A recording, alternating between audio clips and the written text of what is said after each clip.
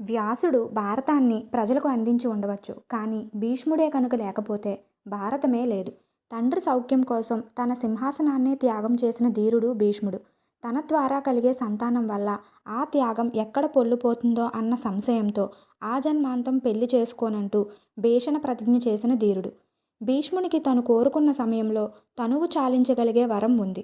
అందుకే ఆయన మార్గశిర మాసంలో అంపశయ్య మీదకి చేరుకున్న ఉత్తరాయణ పుణ్యకాలం వచ్చే వరకు వేచి ఉన్నాడు. ఉత్తరాయణం ప్రవేశించిన తరువాత అష్టమి రోజున తనని ఐక్యం చేసుకోమని ఆ శ్రీకృష్ణ పరమాత్ముని వేడుకున్నాడు. భీష్ముడి జీవితం యావత్తూ పరిపక్వంగానే గడిచింది. ఇక తన మరణ సమయంలోనూ తన విశిష్టతను చాటుకున్నాడు.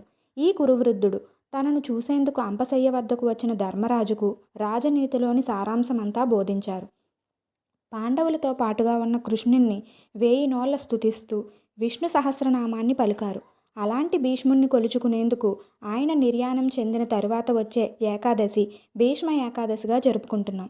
ప్రతి ఏకాదశికి ఉండే నియమాలే భీష్మ ఏకాదశికి వర్తిస్తాయి.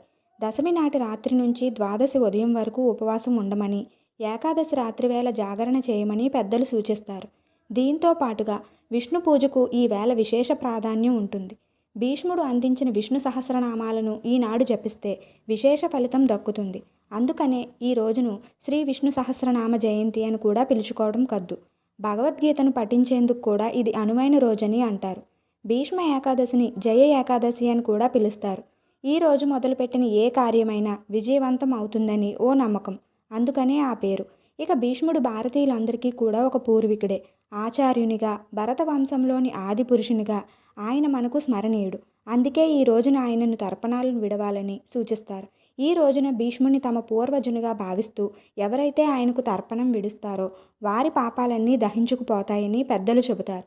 వీలైతే ఈ రోజున బ్రాహ్మణులకు ఛత్రం, చెప్పులు, జలపాత్ర, వస్త్రాలు దానం చేయమని సూచిస్తున్నారు. రథసప్తమి నుంచి సూర్యుని తీక్షణత పెరుగుతూ వస్తుంది కాబట్టి బహుశా ఈ సూచన చేసి ఉంటారు. భీష్మాష్టమి మొదలుకొని భీష్మ ద్వాదశి వరకు ఉన్న 5 రోజులను భీష్మ పంచకం అని పిలుస్తారు. ఈ 5 రోజులు భీష్ముని వ్యక్తిత్వాన్ని తలుచుకుంటారు.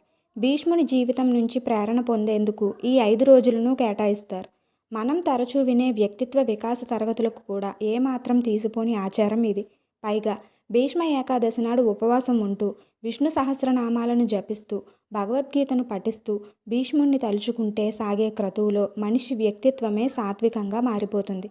ఇది భీష్మ ఏకాదశి యొక్క విశిష్టత.